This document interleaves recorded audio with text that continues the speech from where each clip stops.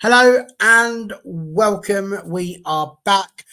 No, it's not going to be just me and Dan. Stu was here, but I think he was having trouble communicating with his computer, so he appears to have dipped out in order to reset his computer. So whilst we're waiting for him, let me introduce you to the panel. The panel is Dan, who's here, and Stu, who's not. So in a moment, he will be.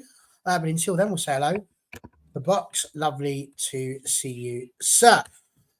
Danny boy, we are sat here, we are gathered here today to talk about just another game that I don't even know how to word it. It was probably the worst performance I have seen from Manchester United this season. I would go a little bit further than that. I would say it's the worst performance we've seen under Ten Hag in both seasons. I think I'd go along with that for numerous reasons, which I'm sure we are going to get into. But I just really struggled, like absolutely, genuinely struggled to watch that game because Brentford came at us like Barcelona and we were just sat there taking it. And this wasn't the team for me that had gone out against Liverpool and won 4-3 in the manner that they did. So yeah, that was a bit of a nightmare. I'm still a bit happy. You know, Emma Hayes isn't going to win the quadruple. So that shuts the media up a little bit. So that was good. And of course, the Man United women managed to defeat Everton women eventually. It's scant consolation. How did you feel, Dan, about that game? Because, like I say, for me, straight in the bin. On genuinely, I was lost for words last night. We spoke on the preview show about they've got a chance to show something. They can put themselves back in the top four race in a way if they take the win. We were talking about Ten Hag making changes that were progressive, dynamic, trying to win the game if it was 0-0, etc. We spoke about all these things, and it was just so limp from minute 7, because I genuinely thought we started okay. We kept possession well. We looked half decent on the ball. We seemed to have a few ideas. But once you hit sort of the 7th minute, which has happened far too often this season, by the way, we looked out of ideas, out of our depth. Frank sort of a couple of tactical tweaks here and there, and they completely dominated us from the 7th minute to the 99th minute. And it wasn't like I wasn't watching it thinking, oh, do you know what? There's a chance here. Every player looked off it. The space in the midfield was back, bigger than ever. The players that you would look to I mean, Fernandez had a 2-week rest. We thought, bloody hell, that's going to do him some good. He had a stinker. Rashford had a stinker. Garnacho looked like he was still in America or on the plane somewhere else. He was absolutely awful as well. Wan-Bissaka was... He's praised quite a lot for his defending, but his positioning yesterday all over the pitch was shocking. Absolutely shocking.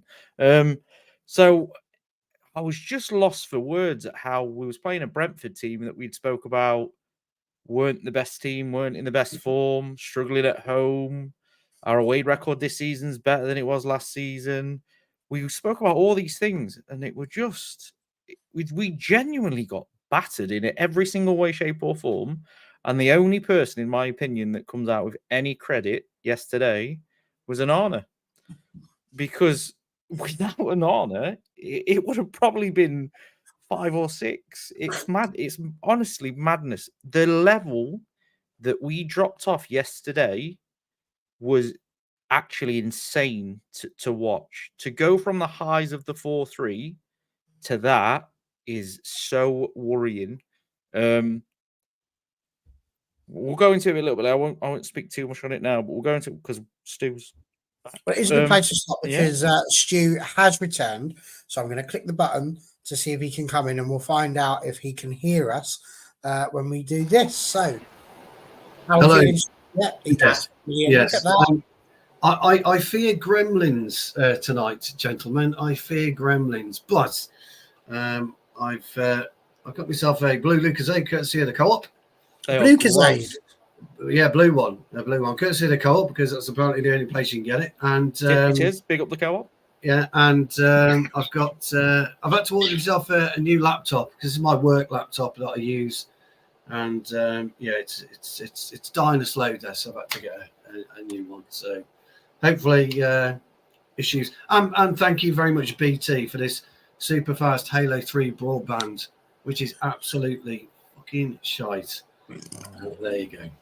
Well, there we go. That's BT for you. Apparently, Yes. other internet providers are available. Yes. Should you so wish. Yes. Dav here. So hello, Dav. Lovely to have you back. Other than the cup games coming up, I'm not watching any of the run-in. I've never been so despondent as a fan. Feeling it. It's hard to argue with you. And yes, I have gone entirely bald on my face. I'm now hairless, apart from the back, which will be coming off shortly soon as well. So there we go. I pulled it all out watching that match. It was absolutely horrific. The stress made it fall out.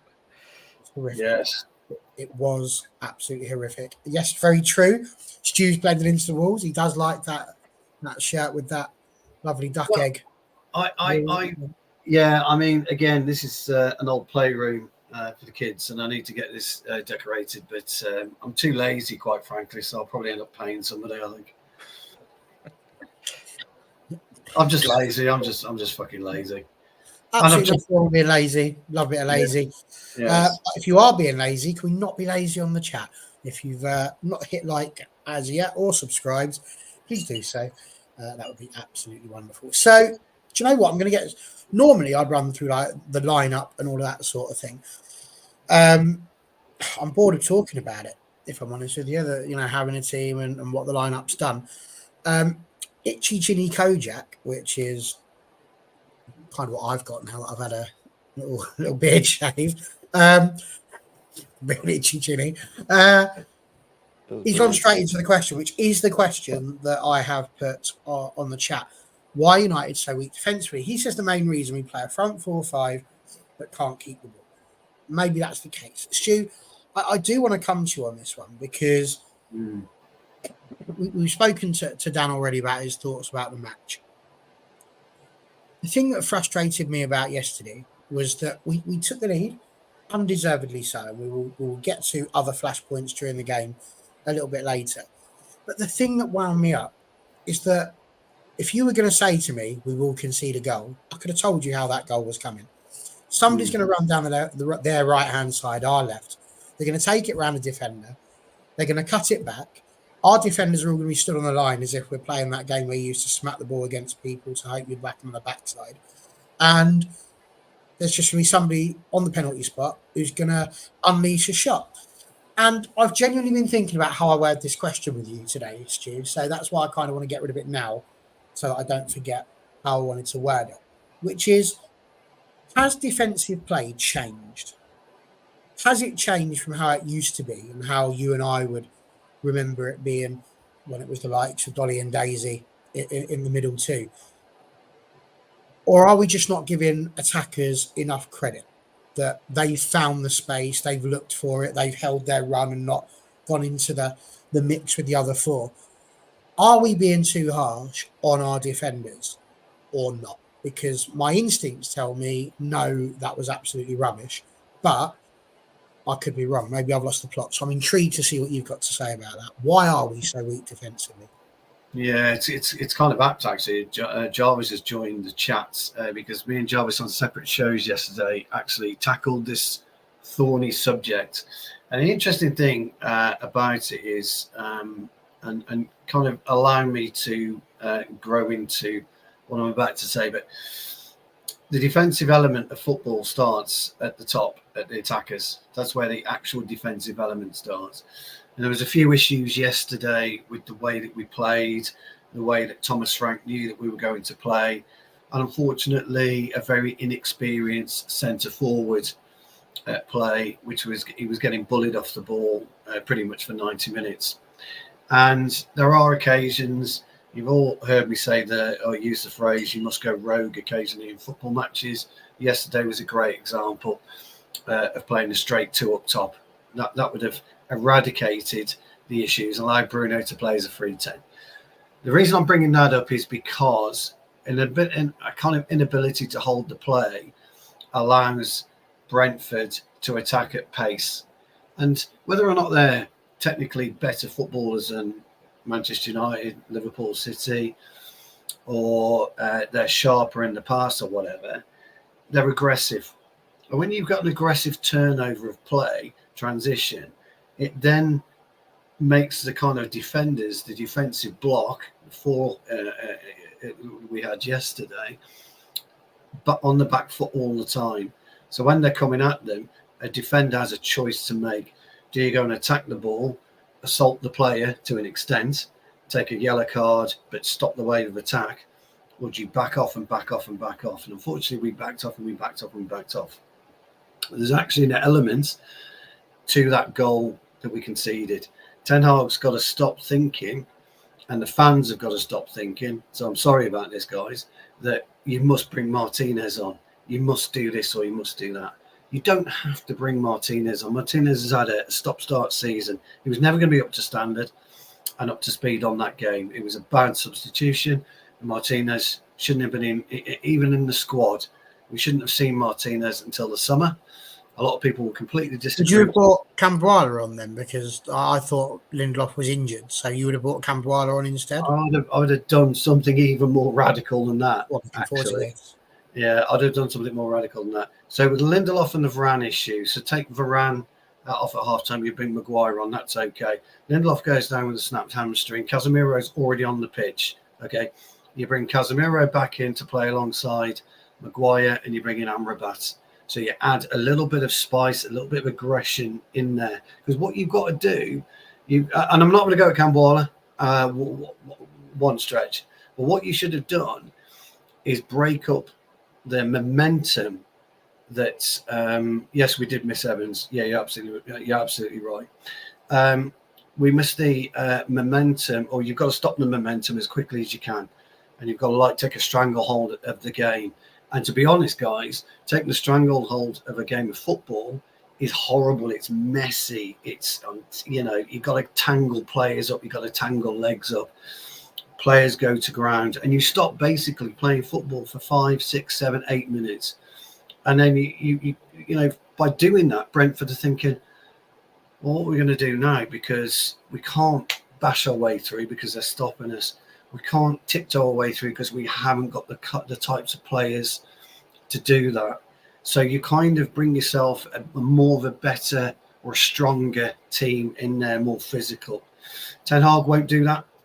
He just won't do that. Don't ask me why. But you've got to look at, and the reason I wouldn't, Barry, the reason I wouldn't have brought Cambrala on at that particular time is the Højlund effect up top. You've got very inexperienced, quality striker, by the way, in Højlund, who couldn't deal with the two centre halves. They were just messing them up all game. I'm not saying Cambrala wouldn't have done that, but Tony's a different animal. So you need a bit of common sense. You need a Casemiro type player in this. There's no point putting McTominay in there, and no point, in my humble opinion, bringing on Martinez. So that's that. The other areas that you've got to look at on that particular game is Kobe, bless him. Started off brilliantly the first 10 minutes. I'm sure Dan spoke about our 10 to 15 minute control of play, and then all of a sudden it just disappeared.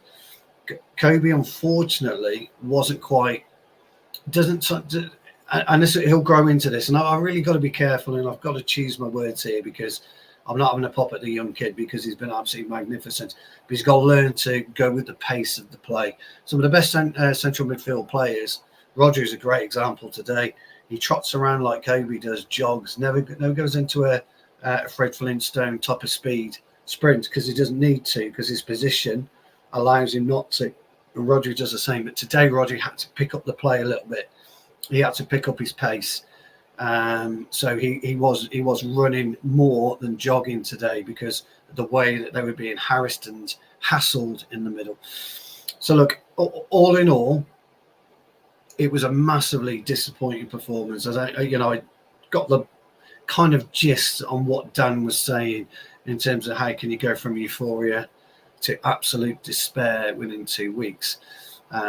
Look, euphoria is one of the most dangerous emotions, on the planet. For me, what did I expect today? I think you all know me. I'm more of a pessimist than an optimist in terms of football because I've been there. I understand how the game plays. I know that when you go to somebody like Brentford, or you go to somewhere like Fulham, or you go to somewhere like Bournemouth, or you go to somewhere like Luton, you're going to be in for an absolute fucking scrap. You really are. And we don't have the players that are up for an absolute physical fight. And sometimes you have to do it. Jarvis, he was talking about it on the show last night.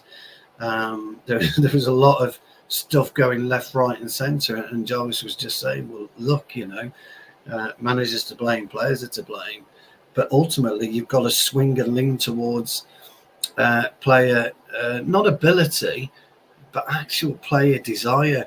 And somebody asked a question about how, why can't Ten Hag motivate these players?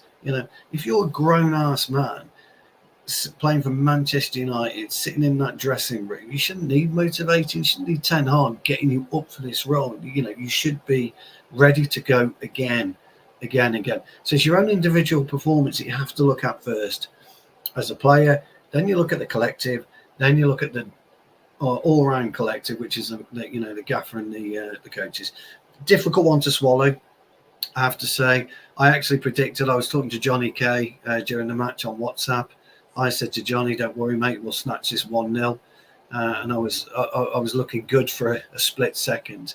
But going back to what you were saying, Barry, if you look at the way that Tony destroyed Leacher to actually cut the ball across, a fit 100% athletic Leacher, Tony doesn't do that. That's what, that's the fine margins between managerial genius and managerial incompetence. And that's why you don't subject somebody like Kambwala yesterday to that type of match. You subject a more experienced player. I could go on and pick it apart for ages, Baz and Dan, if I'm honest with you guys, but that was the way I saw it. I don't know if you guys agree with me, disagree with me, but that's the way I saw it. I mean, Dan, we'll throw it over to you. The same question, but I mean, the statistic. You're the stats man. I deliberately didn't throw statistics at Stu because Stu's more about the tactical and all that sort of side of things. But the statistics are absolutely, you can try and break these down for us, because the only thing we win on is possession, which, as we all know, means absolutely nothing if you don't do anything with it. 31 shots Brentford have to our 11, 5 of them on target for both sides, all of which have 4 saves and obviously 1 goal each. They had 17 off target. We had 4 off target. 5 clear-cut chances for Brentford, and a better side would have absolutely put us to the cosh there. 14 corners for Brentford, 4 for us. 9 blocked shots for Brentford, 2 for us. And the biggest one, like even aerial duels, they beat us there 28-17. More tackles than us. More tackles won 11-7. And the one that just blows my mind is that they are the first team in the Premier League this season. It's Brentford. I can't believe, you'd expect this to be a stat that City have racked up, or that we've racked up against Brentford. 80 plus touches in the opposition box, the most of any Premier League team this season. This is why the question's in the chat. Why United so weak defensively? How? Help me out here. How have Manchester United allowed Brentford, who aren't the biggest scorers, we discussed that, they're not doing great at the moment, they're out of form. How have we allowed them over 80 touches in the opposition box when we managed about 11? Because we don't defend as a team. It's glaringly obvious. It's been a problem all season. It was a problem last season. The midfield's an issue in terms of If you put it down on paper and you see Casemiro, Kobe Mino, and Fernandez as a possible midfield that still somehow doesn't work, your problems are bigger than the players on the pitch. The tactics have to be an issue.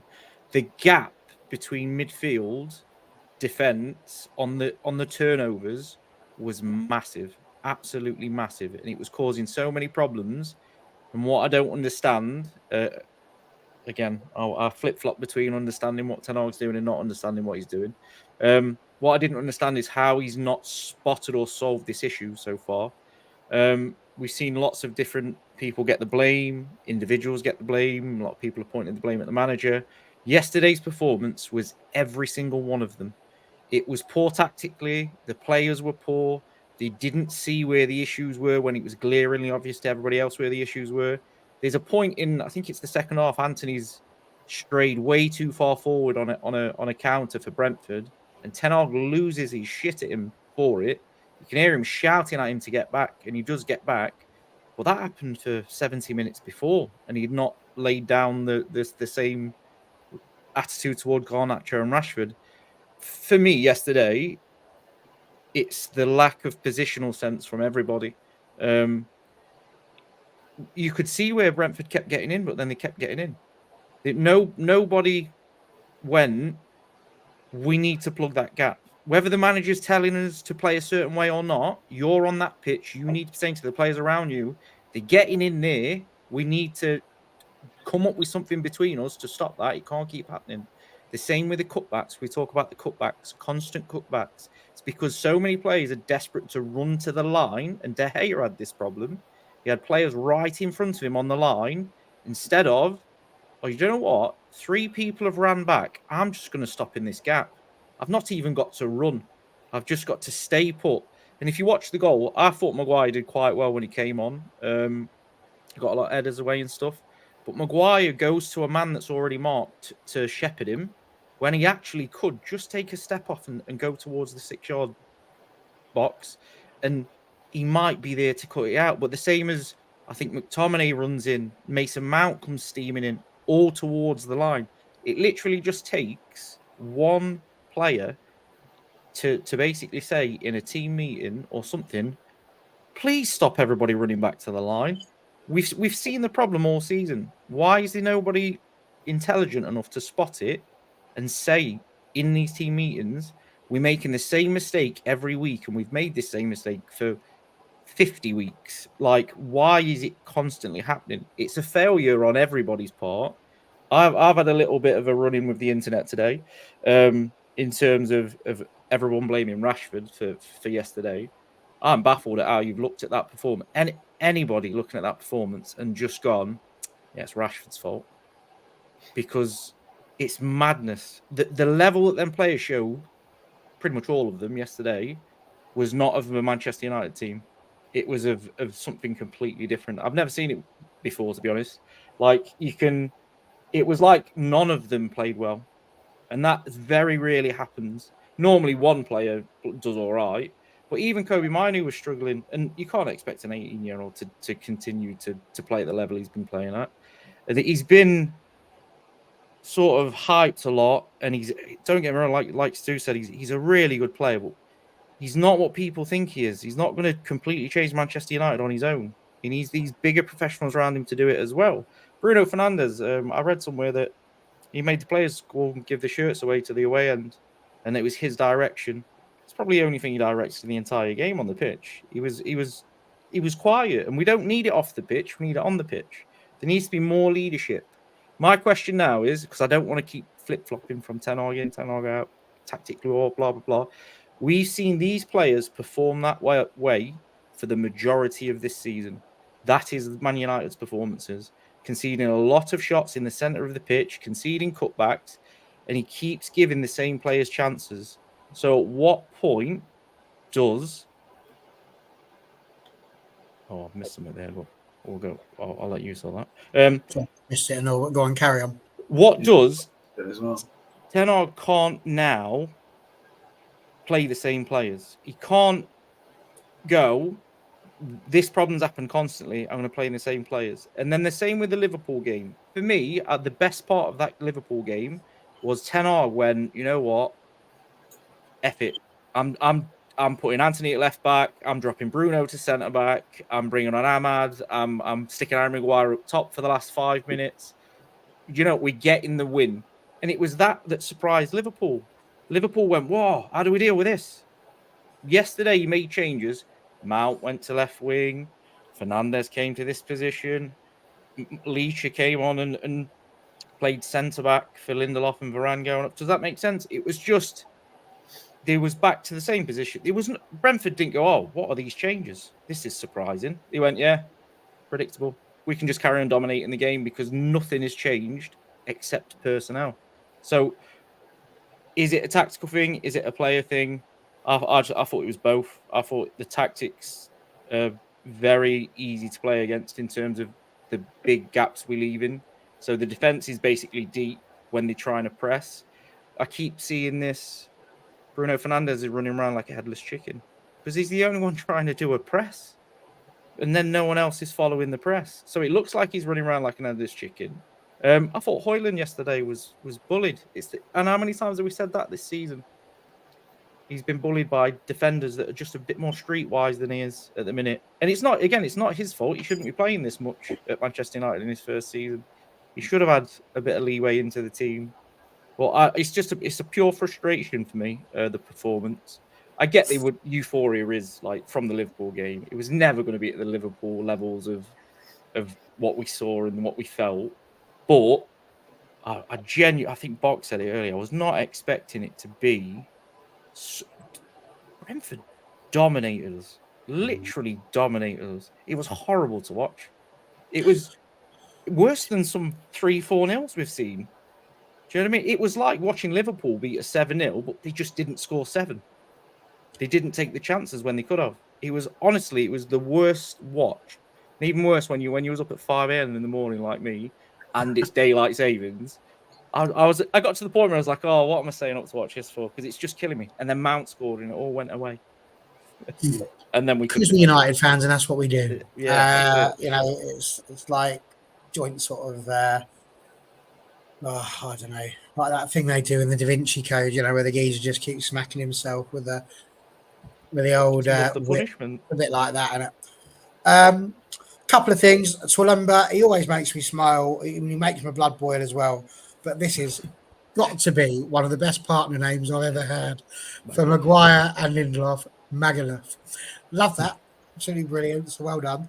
I also love the idea of us getting buttered rather than battered. That's a very different way of doing it because they were certainly spreading their play all over the pitch. That's for sure. And Dave, I've got to disagree with you here.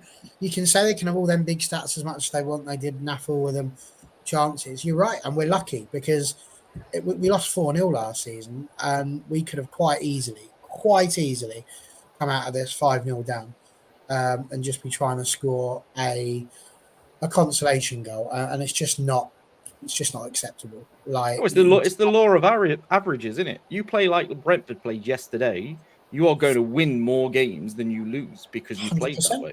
Yeah. But they're not. That's the problem. They're not playing like that. It's just like somehow they've stepped up their performance to do that against us, and it's mad. It's actually just blinking mad. But yeah, there we go. That was the joys of that. Stu, we spoke a little bit about the substitutions that you would have made. Jarvis has been in the chat suggesting that he would have put Harry Maguire up front just to change things about a bit. You suggested putting Casemiro in to the defence. But is it fair to say that as much as people are having a go at Ten Hag and they're not wrong, to be having a go at how that game went, has he got a little bit of justification in the substitutions that he made? Because he brought Anthony on, obviously, for Garnacho. He brought Casemiro on for Kobe and Mason on for Marcus. And when you look at those three people, they're the three people really that linked up to score the goal. So is there an element there of Ten Hag being able to say, well, I brought the right people on in order to sort of get the goal? Or am I being a bit too generous there? Look, substitutions in football are substitutions in football, and it kind of amazes me where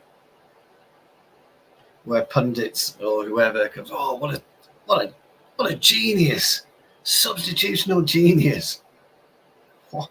You're just taking one player off for another, and that's all a substitution is. Now, that player, if you're on the bench, you have a certain motivation that says, you know, if it was me, if I was ever on the bench, I'd be fucking angry, livid, fuming.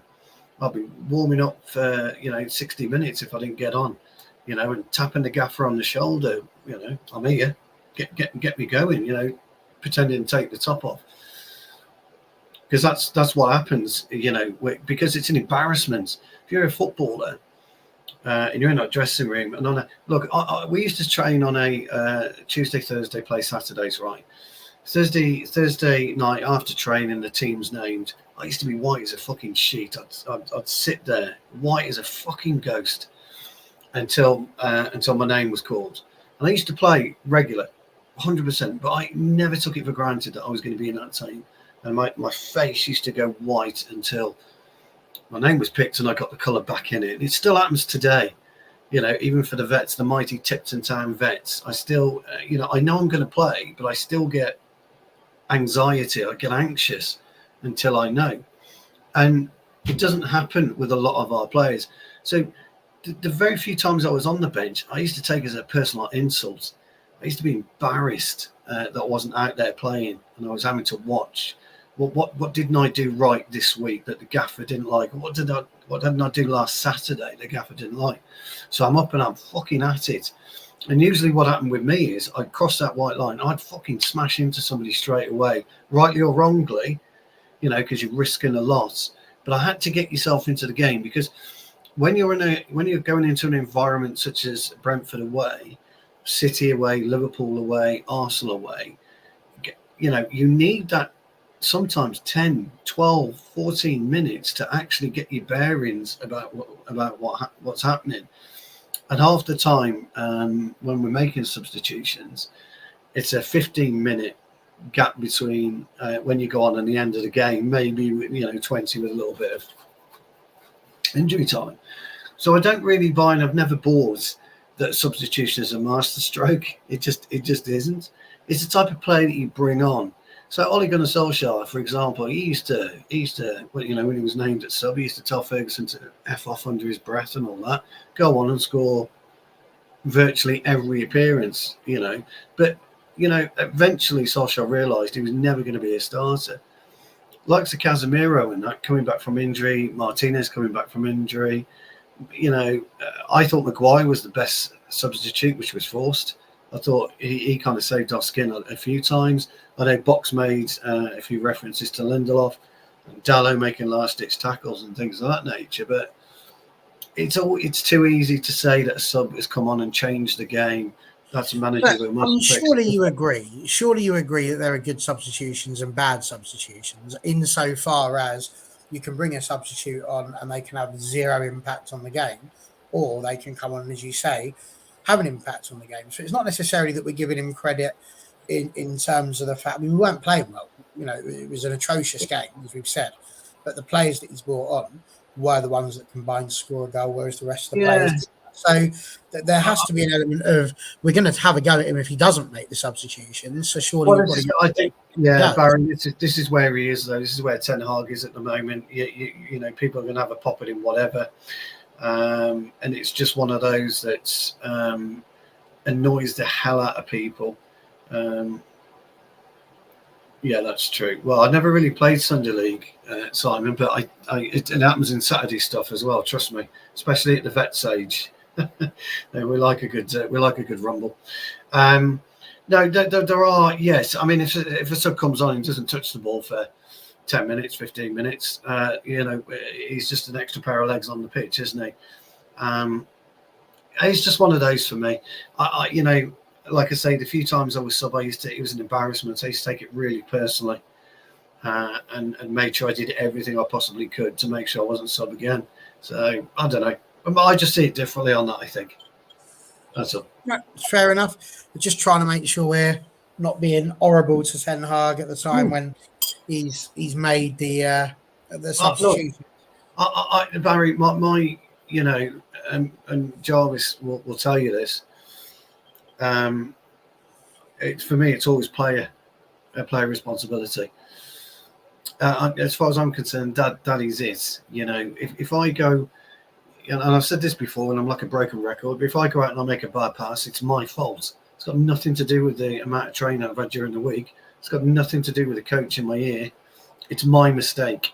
You know, I conceded a goal a few weeks ago. Well, the ball came out. You know, I took it down. I got it under control, but I kind of, as I got it under control, it rolled off my big toe of my boot and it spun, and I kind of got away from me. So the player nipped in and he scored. That's my fucking error.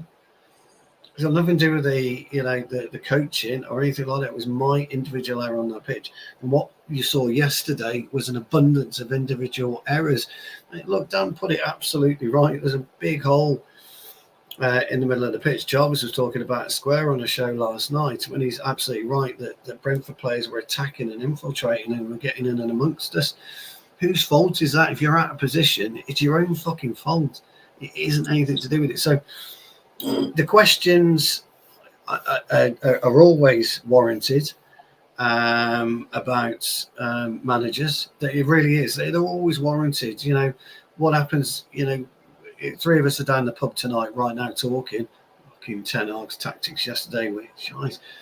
But really, it's easy to say that, isn't it, Dan? You know as well as I do, it's easy to say, oh, tactics weren't great, you know, and it's just one of those. I think as fans, we're entitled to do that. We should be able to do that. We all spend good money to do it.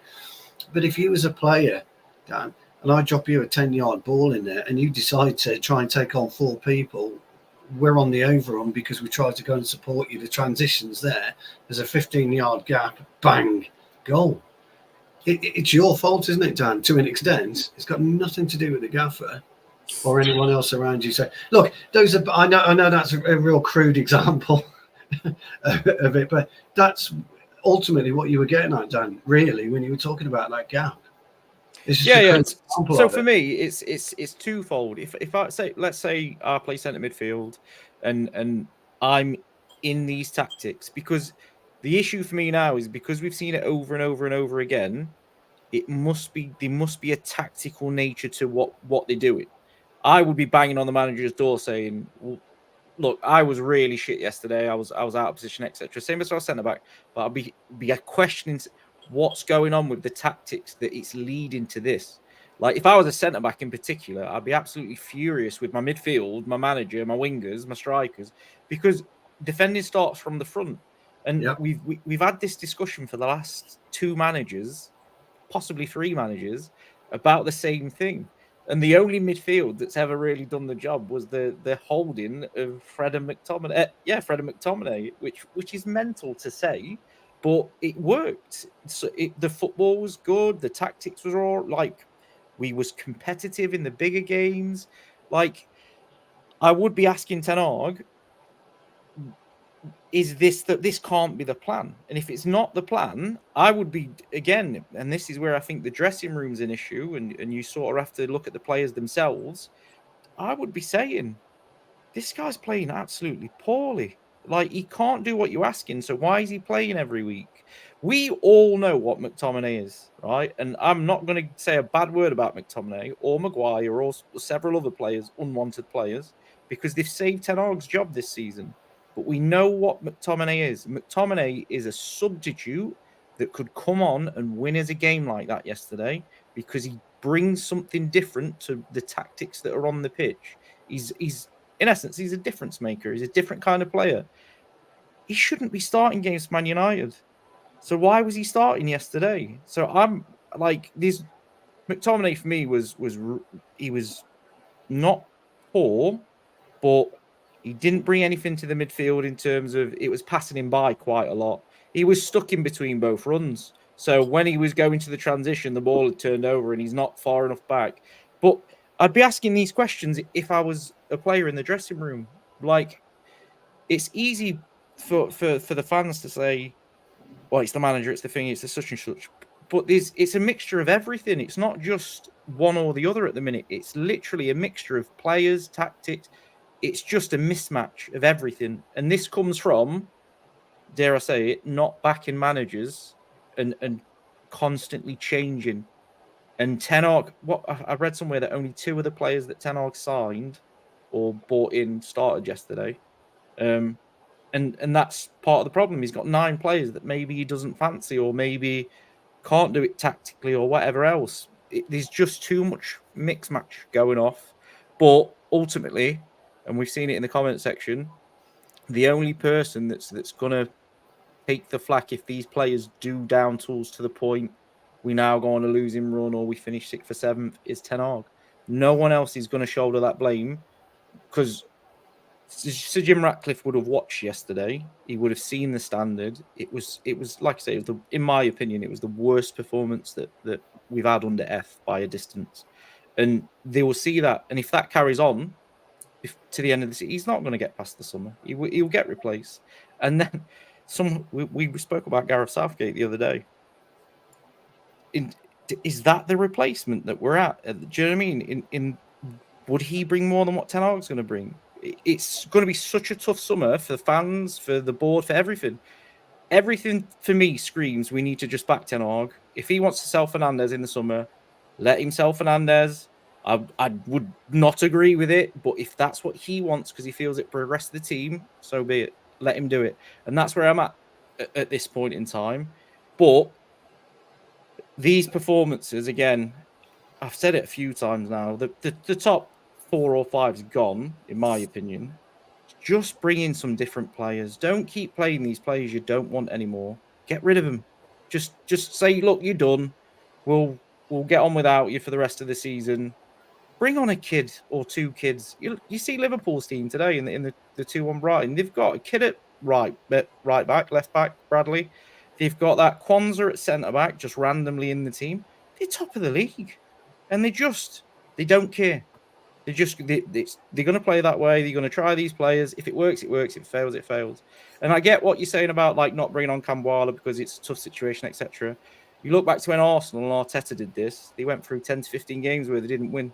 They had like 2 draws in 12, and that was playing Smith Rowe, Saka, Martinelli. If we've got to do that between now and the end of the season to blood some of these lads so they're a bit more prepared for next season, so be it. So be it. Honestly, because people, I get what you say about the mentality. You don't want to destroy the mentality before next season, but we're not going to get relegated. Do you know what I mean? Like, give them a chance to show their ability. It's not always going to work every week. The problem you've got is it's Manchester United. So the level of criticism that will be aimed at them in social media and stuff like that. So I get it, but I just can't watch the same thing. I've said it about 5 times this season. I can't watch the same team go out, put out that performance, and me sit here and go, oh, fuck. It's just this is it, you see, because I struggle with it. I mean, what you're saying logically makes sense. But when you sit there and put it into actual reality, you can't tell me that sticking youngsters in, that the players that are already playing can't do better than the youngsters who've got no. But they're proving they can't. About that high level. You can't tell me that. You can't tell me they should be able to do better. And this is where it gets frustrating, is that we know the quality of these people. Rafael Varane's won a World Cup. They're all internationals, Dan. And yet we're sitting here just going, replace him with an 18-year-old. Now, whilst that should be an absolutely scathing comment to any professional footballer to basically told we'd rather stick a kid in than you, where's their ability? Like, they were bought for a reason. But it's weird. I find incredibly frustrating. All of these players that have been brought in have either been brought in by Ollie or by Eric. And both of them understand football. Both of them have spent their life around football. They have played for top teams. They know what talent looks like. So how are they not having enough of a impact on the training ground that we are not seeing that better output on the pitch this season? The frustrating thing for me is what killed Solskjaer we are now watching kill Ten Hag.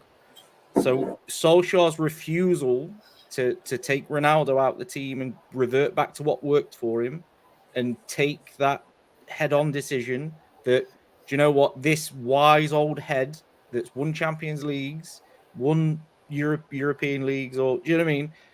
He couldn't drop him because it would look madness. Like, can you imagine if the Scousers come to Old Trafford in a few weeks' time and he starts Cam Waller instead of Varane, and he drops Fernandes and he puts Mount in, and he drops Rashford and he starts Ahmad? People will think, what is going on?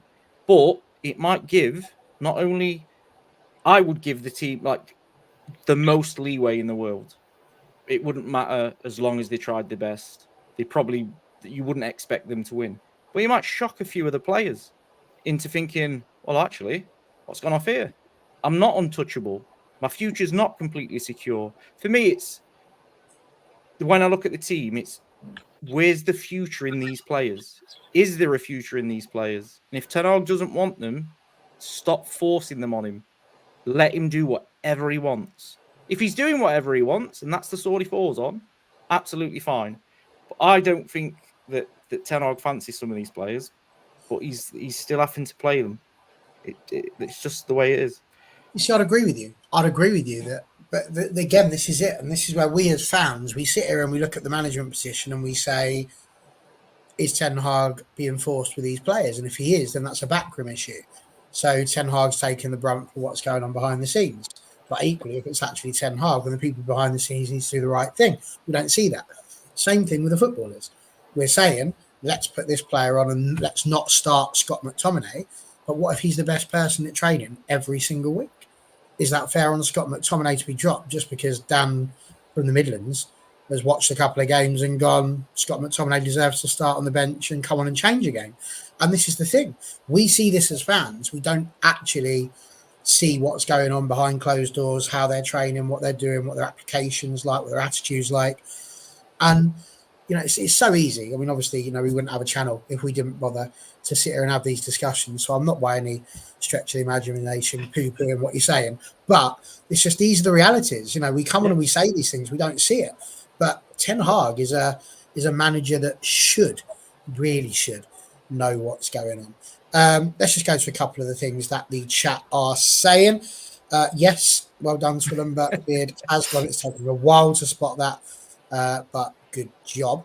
30 seconds United led, not strictly true. If you look at the timings of both, it was 4 minutes. But there you go. That's frustrating nonetheless. You're right, it wasn't enough. Dave, it's not going to be your minute this minute, so if you want to just put it on mute for a second, that might help you. You could argue that United had a good match defensively. No, you couldn't. Or Brentford wouldn't score in a brothel. I mean, they did eventually, but it took a few. But, like, genuinely, ordinarily, I'd look at stats, and yes, stats can be misleading, but the actual chances that Brentford had, where I was going like this, it's like watching Doctor Who back in the 60s, not that I was around in the 60s, but people are like that, and then they would just shank it over the bar off target. I mean, they had 17 off target, but they were from good positions where there was some open air to shoot in. So, yeah. And I've got to do it, Dave. I'm sorry. We all say we're Man United, we have no identification, so how can we keep saying we're Man United? But equally, there's nobody big enough for United. So have we dropped enough from grace? This is it. We're all sat here with our love and belief that this is still Man United and it's still the team that Alex Ferguson built and that Matt Busby built before him, and all of that jazz. But actually, you know, where are we right now? Because at this moment in time, it's frustrating. You could put me in charge box. Me and Dan will have it till the end of the season. Not a problem. We'll bring Stu in for the motivational speaking. I can imagine it already. You don't need me to tell you what you're doing. Just play the bloody game. Something like that, I would imagine. It wouldn't take us long. And then we'd all just go down the pub while they play football. It'd be I'll bring me fucking boxing gloves as well. Right and all. So a couple of questions. Let's throw this one in. A nice quick one. Do you think it would have been better if Delo and Wan-Bissaka had switched? So if Delo had been left back and Wan-Bissaka had been right back. Stu, in a nutshell, what do you reckon? I do. I think it's a really good question. I do. I thought Wan-Bissaka acquitted himself okay at left back, if I'm being honest, but he's that type of defender anyway. But he's more comfortable on the right back, and we know that Dalot has played left back probably more often this season as it's transpired and progressed. So I think it's a good question. I would have definitely done that for sure. Yeah. Dan, would you have switched them? Yeah, I alluded it to on the preview. I thought they would switch. Just for the reasons Stu said. Dalot's played left back and Wan-Bissaka's a right back, so it made more sense. I will just be a little bit harsh on Wan-Bissaka though.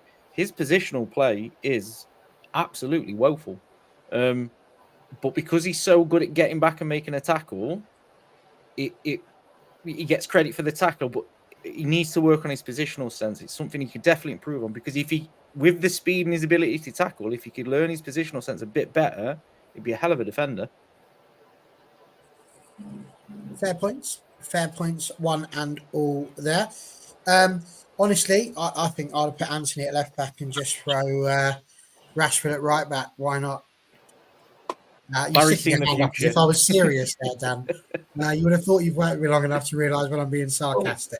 To be honest, look, Barry, I floated this weeks ago, and yeah, I think you're both mental. Absolutely crazy. Actually, when we're away to Chelsea on Thursday, and he's got a defensive issue, so he's got to make a big decision on what he does defensively, and it's a relatively straightforward issue for me. And that would require bringing Anthony in at left wing back to play alongside Dalot at right wing back and play a 3-5-2.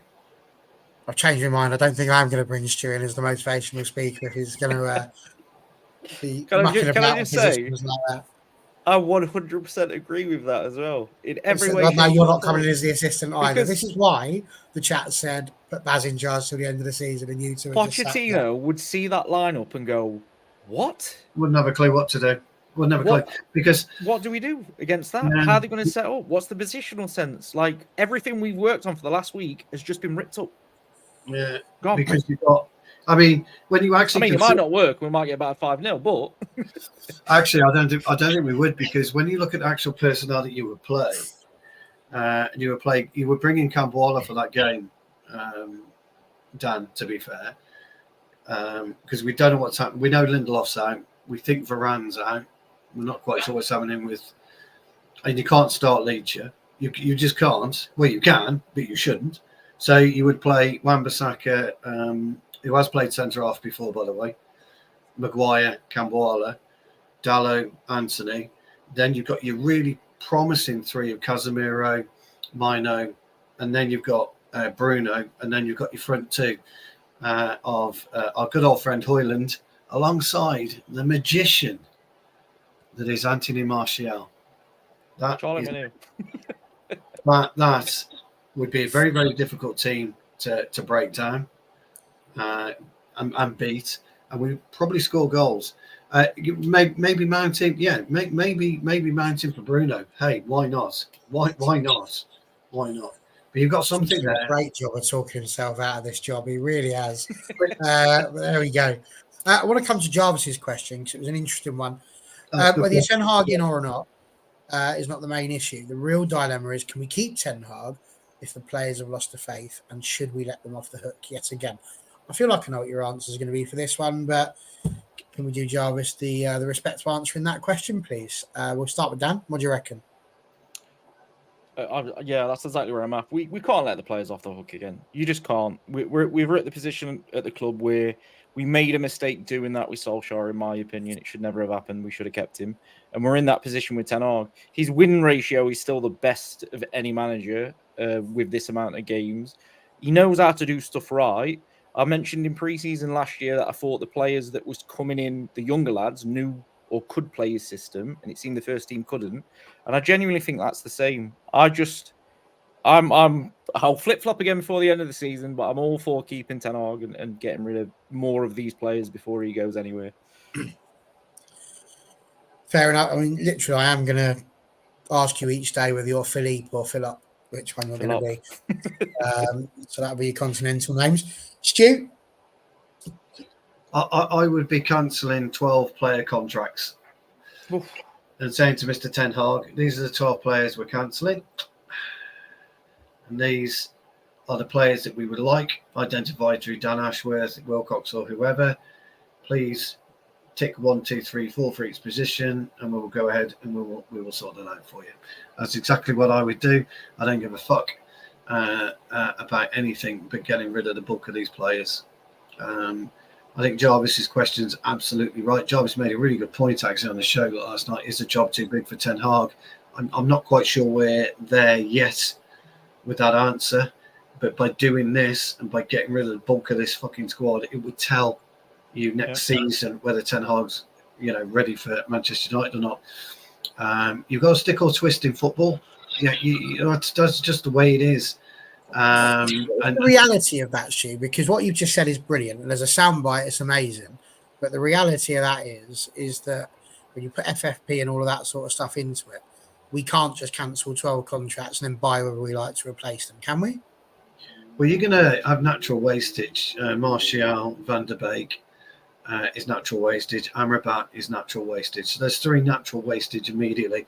I think Maguire's West Ham's captain next season. That's 4. I think McTominay may stay as a squad player, but I think Casemiro is probably Saudi Arabia bound. Varane will probably go.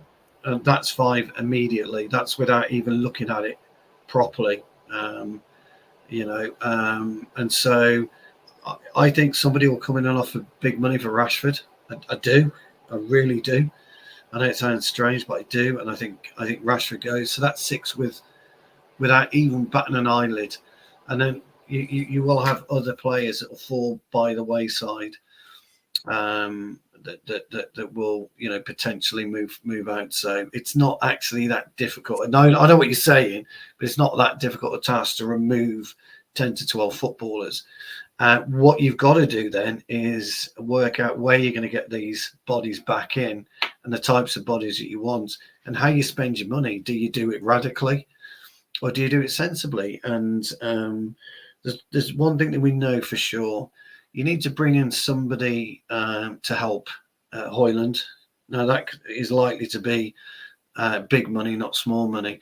So what do you do then with the likes of replacing Casemiro? The ideal player for me is Polinia from Fulham. I think he's terrific, but you're looking large money as well. So that's 2 big issues in terms of finance that you've got. So you're going to have to spread yourself thin moving forward, bringing in other talented players. But if you start looking around the Premier League, and if you start looking at and these aren't players Manchester United should be going for, but you start looking at Andre Wissa yesterday, or whatever his name is, Wissa. He was an absolute menace. Neto at Wolves, menace. Ross Barkley for Luton, menace. John McGinn for Villa, menace. Ollie Watkins, menace. These are all they're just menacing footballers. And the thing about that is, some of them will cost a lot of money, some of them won't. And but you will free up, as Jarvis says, you'll free up thousands, millions in salaries alone. So that there are ways and means of doing it. My worry this summer is Ineos try and do statement signings, and you can't do statement signings. You've got to be sensible now, moving forward. As I say, just look at some of these teams that have beaten us and competed with us, and look at what Liverpool are doing. Dan's made a great point about look at what Liverpool are doing. They're not panicked. They've just got on with it, and we need just to get on with it now and not panic. It looks like Hannibal. He's not got a future with us, has he? By the looks of it, he's not playing at Sevilla. We've got Dan Gore out on loan. Bring him back. He's a wonderful talent, a very, very good player. We've got a young defender, Amas, haven't we? There's a couple of people that I know like Wheatley, striker from the under-18s. He'll obviously play under-21s next year. But just if we're going to be sensible, look to the Premier League and buy at least 3 to 4 proven Premier League players, and then sprinkle the foreign talent around that if you so wish. There are certain things I would do. There are certain things I wouldn't do. There are certain players I would absolutely target, and there's certain players I wouldn't target. But Palania for me would be an absolute no-brainer. A no-brainer. And I like their right back or their left back, and I can't quite remember his name at Fulham. Dan, if you can think of it. I like him. Robinson. Yeah, you probably get him for sub 30. I think he's a great player. And he would fit and he would help. I think you get Max Kilman cheaper than Branthwaite from Wolves. Really good defender, solid defender, Wolves captain. These are just players that people won't like, the fans won't like because they're not buzz names. But again, is the difficulty with that number one, there's a Man United tax as it is anyway, and number two, people are going to know that we're in that position, and with Ineos coming in as well, they're going to. Any sensible chairman is going to be sat there giving it the full Daniel Levy, aren't they? Going to be sitting there going, "Look, this one's really only worth a Mars bar, but we could definitely get a Ferrero Rocher price for them." I think those days are over, Baz. FFP is destroying football in terms of finance. It either goes completely or it stays, and you're going to have to work within those parameters. Now, you go knocking on Nottingham Forest door, for example, if you wanted Gibbs White. They paid 40 million for him. We know Gibbs White's probably worth 70 million. They can't afford to hold out 70 million. They can't afford to be in the Championship with his salary. Same with Everton. Everton have announced their finances today, and it's bad, really bad for them. So, United could, in essence, go to Everton in the summer and say we want an Onana and Braithwaite for 60 million, and they will be in a position where Onana. Yeah. Although, imagine if they did, right? We could have both Onanas, and then the social media team would have the time of their life. Because what they do is they take a picture of them both before they go to bed with a strap line, Onanas in pajamas. Yes. But you know, there is that. We don't know where Fulham are, don't we? FFP. Nobody, you know. They were close apparently. They were, yeah. Chelsea are looking at everyone's close. Chelsea's looking over their shoulder. So there may be deals to be had in the summer, you know. And if we shop correctly and we shop right, you can get the players, the right types of players that you want. I mean, if people are having a pop at Ashworth over to Tonali, and I know he's just been likely to be banned again. But as a footballer, you know, from a pair of eyes talent spotting as a footballer, wow. You know, he's phenomenal talent. Obviously, AC Milan knew what was going, so they said, "I'll just give us anything." That was a too good to be true transfer. It was, yeah. So we know why. But you know, ultimately, you've got to make it. Like I say, you've got to stick or you've got to twist in football. So you stick by the manager and twist with the players. That's the way to build your squad properly, and then you know, come out in the summer and let the fans know. Listen. We are not competing for the next 2 to 3 years. Don't hang your hat on anything. Let me do what I want to do. And, you know, there are some fair-minded fans, you know, within our fan base. And they'll understand that if they could see some kind of prioritising. And the prioritising is Van der Beek, Martial, got to go. You know, all these players, Casemiro, you know, they will go. I wouldn't be averse to selling Bruno either. If I'm being honest with you, and you know, when I look at selling Bruno, I use the same logic as to not bring Leacher back in right now. You know, you bring a Leacher back in right now, he gets another injury. We could be missing him for the start of next season. He needs the summer off. That player, he just needs a summer off. With Bruno, and also, by the way, bringing Leacher in back now, is he going to give us the points? Is he going to be the linchpin that we need to get us across the 5th or 4th? I don't think he is. We need to bring Leacher in just for minutes, not for 90 minutes, for minutes to get him fit for the FA Cup, and that is it. Yeah, that's all he needs to be doing. I totally agree, Dan. And you know, I got castigated for that. Oh, you don't know what you're talking about. Unfortunately, I do. I know exactly what I'm talking about and why. The same logic applies to Bruno. Are we going to miss Bruno next season? No. Not at all. Not at all. We won't. Because if we really would, we miss him this season.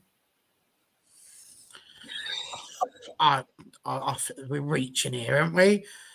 I don't know if we are, Barry.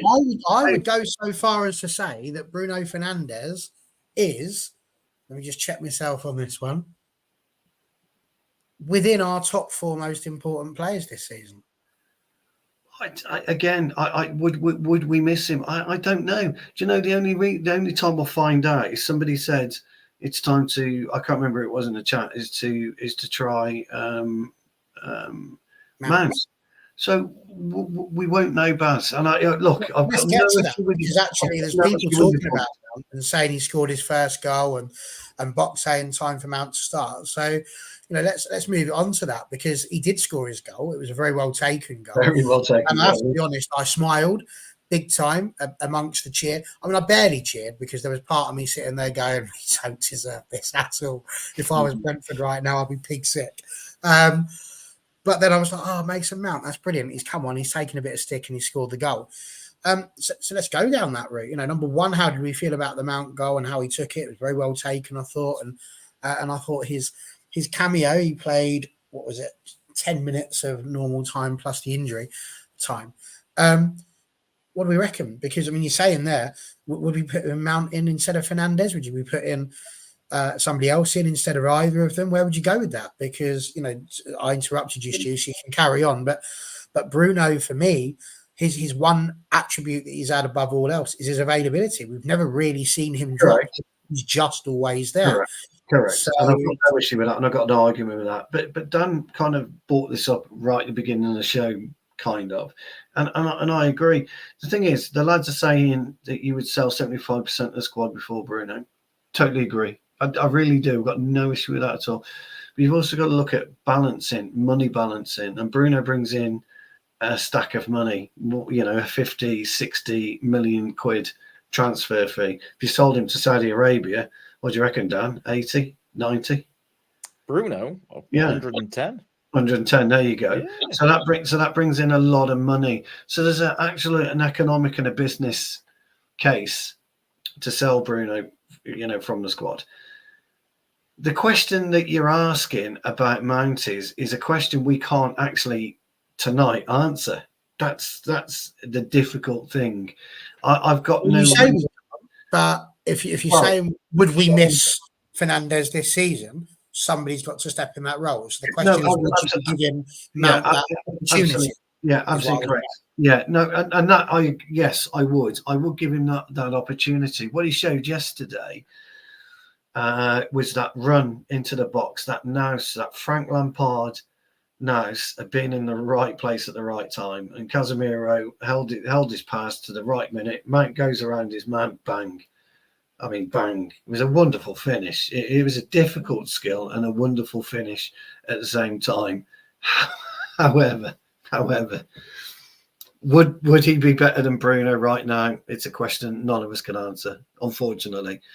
Which I know it sounds like I'm sitting on the fence, Barry. It does after my sell Bruno comment, but I'm looking at the bigger picture with Bruno and what funds you could actually get in to do what you need to do for your squad development. And sometimes you've got to take that money.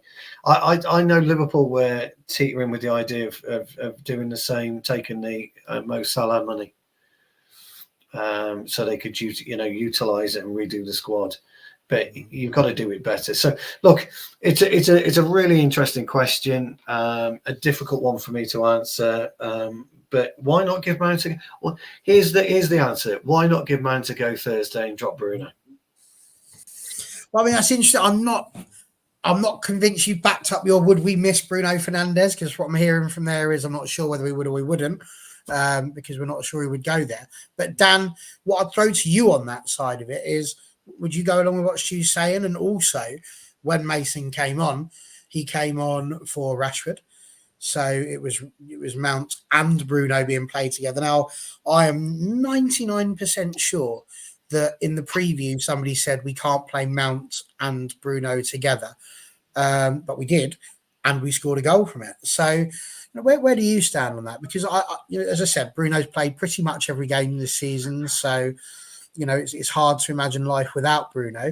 But equally, if we were to drop him, do we have the players that could step in and do what Bruno does? So there's a lot to unpack there, isn't there? Oh yeah. Firstly, someone did say that, but to be fair to them, I think they meant in the centre of midfield and not one of them playing left and one of them playing right. You know what I mean? So to be fair to them, I think that's what they meant. But again, that midfield might work. On selling Bruno, the only way I would agree to sell Bruno is if it's what Ten Hag wanted. Bruno is the best footballer we have at the club by a country mile. He's one of the best footballers in the league by a country mile. He's been wrongly utilised and has been for the last 2 seasons. When he was put in the position where he should play under Solskjaer, he was the best, arguably, in the world at what he does. The issue is Ten Hag's having to put square peg round hole with him quite a lot. And then it comes back to a tactics issue. Can Bruno play the way that Ten Hag wants him to play? He seems very good at doing the press, but then nobody else is. So is Bruno the problem? Is he going too soon? And he's not waiting for other people, so he looks like headless chicken? Or is it the other people? So the only way I'm selling Bruno is if Ten Hag specifically says, I sign off on this. I feel like I could get a player that maybe isn't as good as Bruno technically or on the ball or chance creation, but fits my team better. Because you talk about Liverpool, Stu, they ended up selling Mane instead, who was absolutely amazing for them. Yeah. And they did it at a drop of a hat, and they've replaced them with Nunes, who people call him Captain Chaos, but he's a good footballer. He knows what he's doing. And with Mount, I'll be honest, absolutely shameless. Perfect away performance if that stays at 1-0. It is. Yeah, it is. He came on and he put himself about a bit, and he got stuck into a couple of tackles, and he got a fortunate break, and it was a great finish. But let's be honest, he did more in a brief 10-minute appearance than 8-9 of the other players, which is really, really bad. It's not. It's. I mean, it's good for him, but it's bad for the team in general. I won't mention the YouTuber in particular, but I've seen someone say that the Man United struggled because Brentford played a low block. On what planet did they play a low block? They absolutely battered us in every single dimension of a football pitch possible, and they just rinsed and repeated for 90 minutes. But I like Mount. I think I said on the preview, I forget that he's here because he's had such a bad season. And I actually said that coming back into fitness now, he's got the next period to sort of, if he say he scores the winner against Coventry and we get to the FA Cup final. Mount's record in finals at FA Cup is not fantastic. He could put that right this season, and suddenly it's a great signing. He's a hero, so he's got a big end of the season. That for him personally, I wouldn't write off Mount at all. To be honest, I think a little bit more luck, and I think that's the same with people like Martinez. You just need a little bit more luck with those next season. I'd keep Mount. And like I say, the only way I'm selling Fernandez is if Ten Hag feels that's right for him. But I wouldn't, if I was the manager, he'd first name on the team sheet. Well, second after Maguire. I'm with you. I just think Bruno's numbers are ridiculously good. So I can't bring it to me head to drop him. When I do I've got no issue with his numbers, and I've got no issue with what he's done for us the last 5 seasons, 6 seasons. He's been with us. That's not what I'm saying. Squad resculpturing is a difficult and ruthless task. It's a horrible squad resculpturing is, and there are times where you've got to do the unthinkable, and Bruno would potentially go into the unthinkable of moving him on. I think it would be better all round for Manchester United if he was moved on. And there's 2 reasons for that. And I said, A, you would get a good chunk of money. It would enable you to fund that forward that we so desperately need to help Højlund, whoever that forward may be. Okay, it doesn't matter. My pick would be Harry Kane. Okay, it would be. But everybody calls him the trophy killer, and I think he's proven to be the trophy killer at Bayern. I mean, bless him. But he's still scored 30-odd goals, hasn't he? In the Bundesliga. 38 goals and assists in 27. Yeah, it's a phenomenal record, and I think he can do that. So I think, you have to look at it from that point of view. Secondly, I kind of agree with Jarvis at the minute. He's changed the way that he plays, Bruno, and what he's trying to do. And there's two things you've got to consider by what he's trying to do. If he's trying to do a 30-yard ball, is the player he's trying to pass to got the mental ability to understand where the ball's going to drop and utilize the Bruno ball, which makes it the perfect ball? So that's one issue. So that isn't Bruno's problem. The problem that Bruno has is that sometimes he doesn't think anymore, which he used to think. You remember back, was it COVID 2019 when we beat City at home 2-0? And Bruno flicked that wonderful little free kick over to Martial, and Martial hits it on the volley. That Bruno doesn't exist anymore. That's my problem. That's the Bruno that everybody... But honestly, I've got to stick up for him. I think that's again to do with the players that he's got around him. Yeah, but that's what I'm saying. That's what I'm saying. So whilst I'm with you that maybe in 2 seasons' time we don't have a Bruno, I just think that, as I said, for me, he's one of the top 4 players that we've had. I'll be replacing 2 or 3 of the defenders, possibly 2 or 3 of the midfielders, and possibly 2 or 3 of the forwards before I start looking. I know you said you just cancelled 12 contracts, but some of those are substitute ones anyway. I'm talking about the starting lineup that we put out week after week. You know, I could see one of either Dallo or Wan-Bissaka going, probably Wan-Bissaka, to be honest with you. We've spoken about Maguire. We've spoken about Lindelof. Is he really, you know, the top tier talent that we need? I think Lindelof is one of those. So I think you're looking defensively, we've got huge, but bear in mind, that's 2 per position we're talking about, not just 1 that we need to bring in. So yes, we need to get the funds from somewhere, but I just worry that if we take Bruno out and we get a forward, well, then who's going to give that ball to that forward? You know, will it be Mason Mount? Potentially, but we've seen he's been injured a fair bit. So I just struggle. I just struggle with this idea that he's going to go. Look, I've got no issue with it. I would never argue against your opinion. By the way, Harry Kane could feed Højlund. Absolutely no problem, because he's done that. He's done that for Bayern Munich. He's done that for Tottenham in the past, because he comes deep brilliantly. The other thing is, people like Sesko, don't they? Which we were linked with a couple of years ago. They quite like Sesko. I think he's been on fire, hasn't he, this season? But you know, the type, if you were to bring in somebody like Paulinho, for example, and play Maino in alongside it, you don't necessarily need a Bruno type player. That's the other thing. But it's like you say, I'm with Dan. I think it just comes down to how Ten Hag envisions his team. I just think, again, when you then talk about Ten Hag, for me, I just sit there and think, well, this was the season where Ten Hag had the ability to show the vision for his team.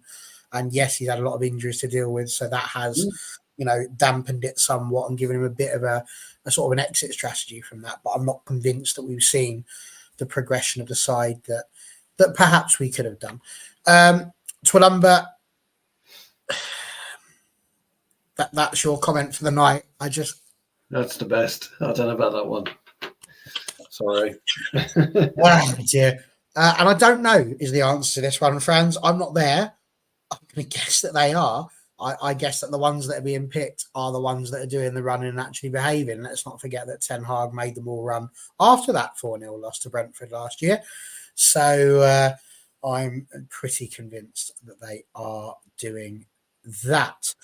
It must have seen something in Mount that they could play together, or getting rid of Bruno. No one knows. We'll find out when we get there. Bruno almost 31, nothing, just a Carabao Cup, and Kevin De Bruyne rates him trophy, which, let's be honest, is something good. You know, George Best won the Pele rates him trophy and didn't win much else for Northern Ireland. Sorry, so you know you can throw things at people all the way through. Listen, it's an hour and 20 minutes in. It's probably about time to start wrapping it up, because Dan needs his beauty sleep. He's probably 4 o'clock in the morning again. Let's go and sell some more Lucozade. Lucozade. I love it, Lucozade. I've never had it, but it sounds like a great thing. It's all right. My lad likes it, so I have to buy it for him. Do you remember Blue Wicked? Yes, embarrassingly. What a thing that was unreal.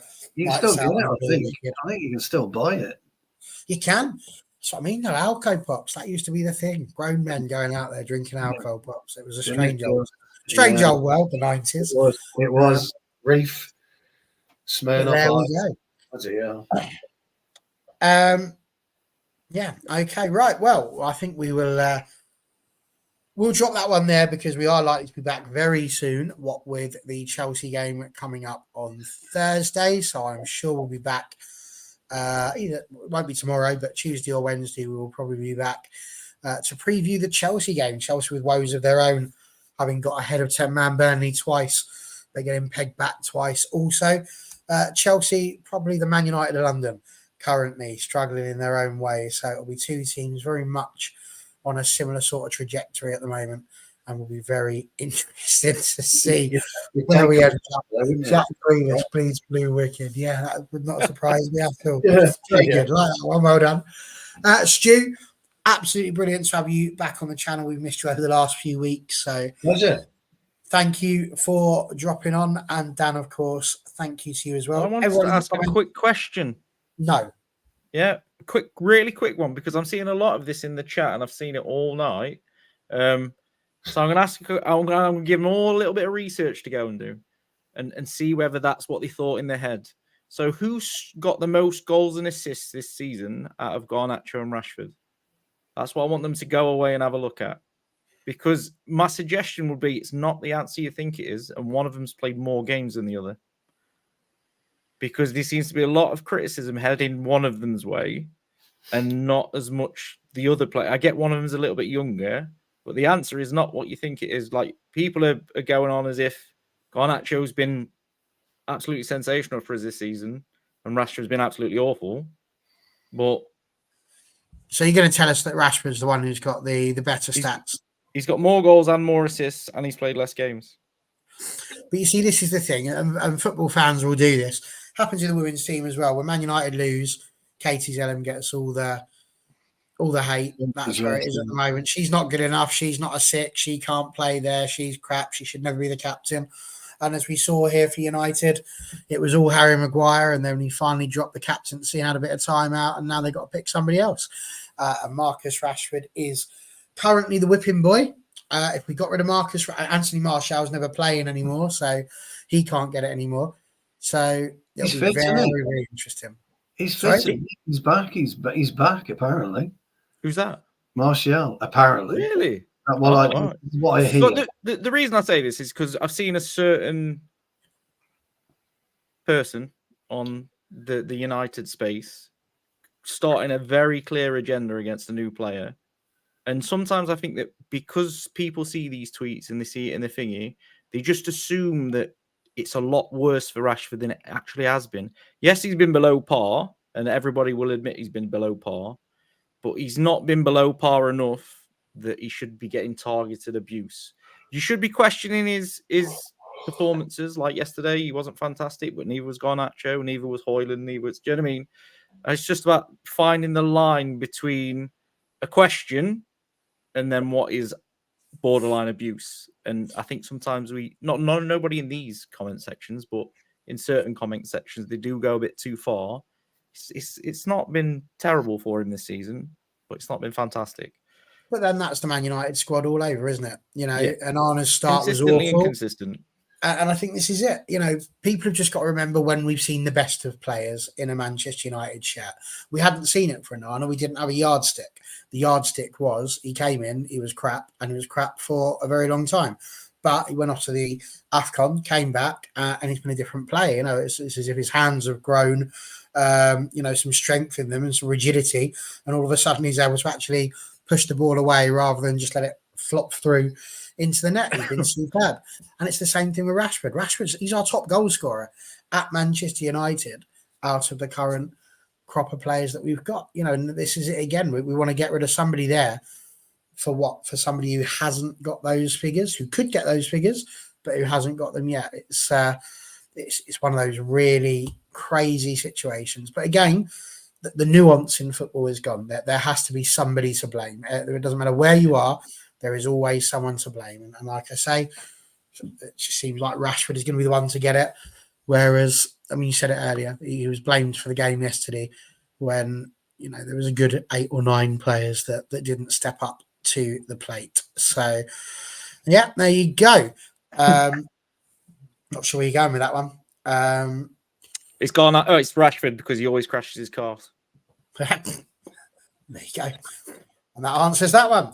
And that is as good a place as any to leave it. So, yes, my thanks again to both of you. Brilliant, everyone in the comments. Well done.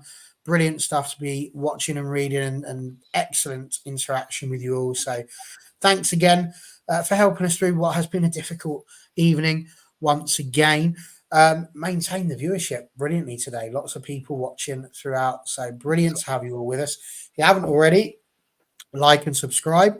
If you are already subscribed, like it. If you haven't, maybe tell a friend and get them to come along for a little bit of football chat with us. So we'll be back, like I say, Tuesday, Wednesday to preview Chelsea, and I'm sure we'll be back in on Friday to pick the bones of that particular game. But until then, join us on All for United WFC. We'll be talking tomorrow night about the United game today against Everton. So just keep it tuned everywhere. Twitter, All for United. We'll see you later this week. Happy Easter.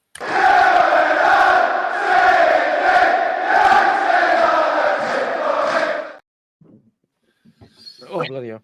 Oh, anyway. On there, hold on. Good. Is that even gone? Oh, is Yeah, it still there? See, I This don't know, happened to you it last did time, me didn't it? last time.